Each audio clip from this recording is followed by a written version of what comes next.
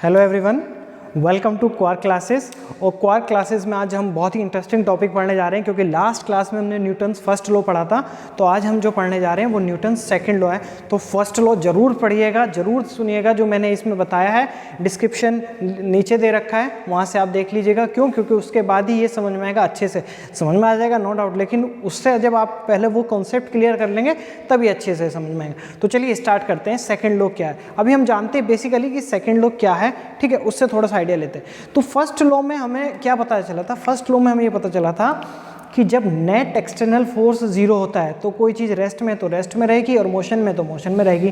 But अब हमें ये जानना है कि जो नेट एक्सटर्नल फोर्स है उसकी क्या सिचुएशन है, उस नेट एक्सटर्नल फोर्स की क्या सिचुएशन है, वो हम इसमें अच्छे से जानने की कोशिश करेंगे। तो उसके लिए हम सबसे पहले बात करते हैं मोमेंटम की। P = mv, ठीक।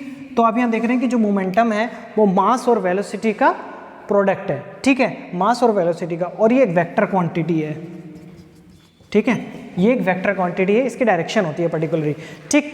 अब इससे समझते हैं कि जो ये मास है और वेलोसिटी है किस तरीके से क्या रोल कर रहे हैं। सपोज कीजिए कि एक कार है और एक ट्रक है, सपोज करना है, ठीक है? एक कार है और एक ट्रक है, और आपको दोनों को खिसकाना है आगे को 5 मीटर आगे खिसकाना है। तो किस पे ज़्यादा फोर्स लगेगा? जल्दी बताइए, किस पे ज़्यादा फोर्स लगेगा? जाहिर सी बात है ट्रक पे। आपको 5 मीटर आगे खिसकाना है तो ट्रक पे ज़्यादा फोर्स लगेगा कंपैरिजन कार। तो ये किस चीज़ पे डिपेंड किया? मास पे, कि जिसका मास ज़्यादा है उस पर फोर्स ज़्यादा लग रहा है। चलिए, ये तो एक एग्जाम्पल हो गया। अब सपोज कीजिए एक 20वीं मंजिल की बिल्डिंग है, 20 मंजिल की, और वहाँ से किसी ने एक पत्थर फेंका। पत्थर छोटा सा था तो उसको आपने आसानी से कैच कर लिया। अब उसने फेंक दिया इतना बड़ा पत्थर, तो क्या आप उसको आसानी से कैच कर सकते हैं? नहीं। क्यों? क्योंकि उसका मास ज़्यादा है। आपने जो कम मास का था उसको तो कर लिया, लेकिन आप बड़े मास के पत्थर को कैच नहीं कर पाएंगे। क्यों? क्योंकि वहाँ आपको बहुत ज़्यादा फोर्स लगाने का, चोट लगने की संभावना बहुत ज़्यादा हो सकती है। तो इन दो एग्जाम्पल से हमें इतना समझ में आ गया कि जब मास ज़्यादा होगा तो कहीं ना कहीं फोर्स भी ज़्यादा अप्लाई करना है, ठीक। तो हमें ये पता चल गया कि फोर्स का कहीं ना कहीं मास से रिलेशन जरूर है। अब सेकंड चीज़ कि वेलोसिटी की बात करते हैं, क्योंकि यहाँ वेलोसिटी आई है। वेलोसिटी की बात करते हैं कि वेलोसिटी, आपके पास एक बंदूक है, ठीक। जब उस बंदूक से बुलेट निकलती है, ठीक, तो उस बुलेट की बहुत तेज स्पीड होती है, और वो अगर कहीं भी आपके लग जाए या कहीं भी तो वहाँ डैमेज कर देगी। सपोज कीजिए आपके यहाँ हाथ में लग गई, तो ये भी हो सकता है कि वो पार होकर निकल जाए, नुकसान हो गया। अब आप सिर्फ वो बुलेट ले लीजिए, सिर्फ और सिर्फ वो बुलेट लीजिए, और उस बुलेट को लेकर फेंकिए फिर किसी और के, तो क्या वो उसे इतना नुकसान करेगी? नहीं, वो बुलेट उसे इतना नुकसान नहीं करेगी। तो इससे आपको एक चीज़ और समझ में आ गई कि वेलोसिटी का भी कहीं ना कहीं एक फैक्टर है जो डिपेंड कर रहा है। यानी कि अगर आपने वेलोसिटी पहले ज़्यादा दी थी तो उस पर उतना ही फोर्स लगा और वो हिट कर गई अंदर, और अब जब आपने वेलोसिटी कम दी है तो उसने उसको इतना हार्म नहीं पहुंचाया, उसको इतनी तेज़ी से हिट नहीं किया। तो हमें ये दो चीज़ समझ में आ गई कि फोर्स का रिलेशन कहीं ना कहीं मास से भी है, वेलोसिटी से भी है, और ये दोनों चीज़ किस में आ रही हैं? P is called the momentum, ठीक। तो अब हमने कहा the rate of change of momentum of a body is directly proportional to the applied force and takes place in direction in which the force act। तो ये Newton second law उसने कहा कि इस तरीके से ये चीज़ें होंगी। अब हमें ये पता चल गया कि मास पे भी डिपेंड कर रहा है, वेलोसिटी पे भी डिपेंड कर रहा है, तो कुल मिला के जो फोर्स है वो प्रोपोर्शनल हुआ dp/dt, change in the momentum per unit time, ठीक, पर यूनिट सेकेंड। अब सेकेंड चीज़ ये आती है कि हाउ फास्ट, कितनी तेजी से मोमेंटम चेंज हो रहा है। क्या ये इस चीज पे भी डिपेंड करेगा? तो आंसर है जाहिर सी बात है करेगा। कैसे? तो इसको एक बहुत ही नॉन एग्जाम्पल से समझने की कोशिश करते हैं कि आपने सपोज कीजिए कि क्रिकेट खेलते हैं आप लोग, आपको पता है कि कैच पकड़ना है। तो जब सपोज कीजिए बॉल है, तो ये बॉल आ रही है, तो जब मैं कैच पकड़ूंगा इसको, तो जब कैच पकड़ूंगा तेजी से बॉल आई तो मैं कैच पकड़ के हाथ पीछे करूंगा, ठीक।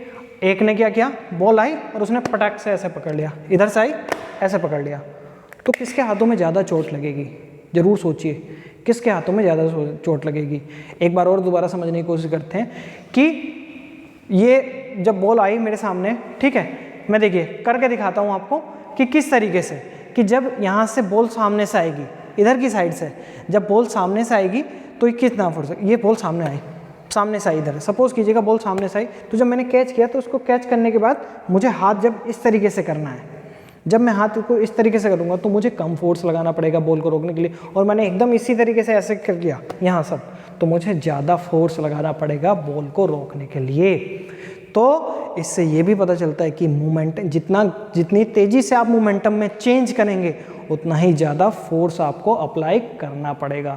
इसको एक तरीके से ऐसे भी समझ सकते हैं कि एक इंक्लाइन प्लेन से कोई चीज़ गिर रही है नीचे, ठीक, तो आपको उसको रोकने के लिए ज़्यादा फोर्स लगाना है, इन कंपैरिजन कोई आराम से आ रहा है, ठीक। तो ये समझ में आ गया कि हाउ फास्ट बॉल के एग्जांपल्स हैं। तो हमें तीन चीज़ क्लियर हुई, एक तो किस तरीके से मास पे डिपेंड कर रहा है, किस तरीके से वेलोसिटी पे डिपेंड कर रहा है, तीसरी चीज़ ये आई कि चेंज इन द मोमेंटम, कि जो मोमेंटम में चेंज हुआ है वो हाउ फास्ट, कितनी तेज़ी से चेंज हुआ है मोमेंटम में, ठीक है। ये सारी चीज़ें हमें पता हो चल गई। अब एक चीज़ और समझने की कोशिश करते हैं कि अब यहाँ डायरेक्शन किस तरीके से आ गई, तो इसको एक एग्जाम्पल से समझने की कोशिश करते हैं। मैं समझाता हूँ आपको कि ये हमारे पास एक सिंपल पेंडुलम का सेटअप है एक ही तरीके से, और मुझे अब इसको मूव कराना है। तो मैंने क्या किया, इसको इस तरीके से मूव कराया, देखिए ये मूव कर रहा है, यानी कि अब यहाँ पे जो मोमेंटम है वो यूनिफॉर्म है, लेकिन इसको डायरेक्शन मिल रही है।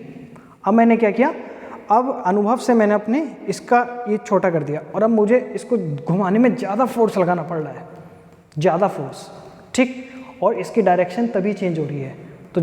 तो एक को इसकी डायरेक्शन, मोमेंटम तो हमने यहाँ कंजर्व किया, मोमेंटम तो हमने यूनिफॉर्म किया है कि सब जगह मोमेंटम सेम है, मास सेम है, वेलोसिटी सेम है।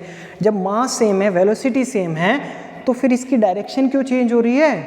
जब मास और वेलोसिटी, तो हम कोई ना कोई से एक्सटर्नल फोर्स दे रहे हैं जिसके कारण से इसकी डायरेक्शन चेंज हो रही है। देखिए इस तरीके से, ठीक। तो जब ये बड़ा था तो मुझे फोर्स कम लगाना पड़ा, आराम से इस तरीके से घूम रहा था, और जब ये छोटा हो गया धागा तो मुझे अपने हाथ के द्वारा इस धागे पे ज़्यादा फोर्स लगाना पड़ा इसको मूव कराने के लिए। ये कुछ एग्जाम्पल थे जिससे आपको समझ में आएगा कि किस तरीके से ये मास पे, वेलोसिटी पे, हाउ फास्ट, कितनी तेज़ी से मोमेंटम चेंज हो रहा है, ठीक है। इन सब चीज़ों पे डिपेंड करता है और किस तरीके से फोर्स की इसमें डायरेक्शन मिलती है। तो ये तो एक एग्जांपल था। अब इसको समझने की कोशिश करते हैं, डेरिवेशन क्या है इसका, थोड़ा सा इसका डेरिवेशन है तो उसको करते हैं अभी। तो हमने बताया the rate of change of momentum, बिल्कुल सही है, of a body is directly proportional to the applied force and takes place in the direction in which the force act. जिस डायरेक्शन में फोर्स एक्ट कर रहा है, ठीक है, उसमें ही एक डायरेक्शन लेगा, ठीक। तो अब हमने बताया कि if under the force F, हमने कोई फोर्स दिया और for time interval delta T the velocity of body mass, कोई बॉडी मास था m जिसकी इनिशियल वेलोसिटी v थी और बाद में वेलोसिटी क्या होगी, चेंज होके v प्लस डेल्टा v होगी। Then initial momentum p equal to m v था और चेंज होके delta p equal to m into delta v हो गया। Now from the second law क्या कहता है कि f proportional to delta p upon delta, change in the momentum per unit time. तो हमने यहाँ क्या किया, प्रोपोर्शनलिटी हटा के k रख लिया, k की वैल्यू डेफिनेशन से 1 होगी, मतलब कि k की वैल्यू 1 है। अब हमने डेल्टा t मतलब एक टाइम ले रखा था, अब डेल्टा t को हमने बहुत छोटा टाइम कर दिया, बहुत छोटे टाइम में, जैसे हमने उसमें करा था इंस्टेंटेनियस वेलोसिटी में, ठीक है, और एवरेज वेलोसिटी में। जब एवरेज से इंस्टेंटेनियस पे आए थे तो हमने बताया था कि किस तरीके से हम जब टाइम को बहुत कम कर देंगे, approx to zero, not equal to zero, approx to zero, तो डेल्टा p जो हो जाएगा वो dp अपॉन dt में कन्वर्ट हो जाएगा। नाउ अब f इक्वल टू k की वैल्यू 1 होगी, तो यहाँ क्या आ गया, f equal to dp upon dt। अब आप p जानते हैं, p क्या होता है, m इंटू वी, क्लियर है। तो f इक्वल टू आपने रखा p की जगह m into v upon dt। तो ये क्या आया, m तो भाई हमने कहा बॉडी मास, m तो कांस्टेंट है, एक बॉडी मास ले लिया हमने पर्टिकुलर m, और dv अपॉन dt, ये चीज़ हमने कही dv। v तो वेलोसिटी तो चेंज हो रही ना, हमने बताया था कि यहाँ v से v प्लस डेल्टा v, तो dv अपॉन dt क्या है, लास्ट क्लास में हमने पढ़ाया था dv अपॉन dt था, जो dv अपॉन dt था वो था acceleration equal to dv upon dt।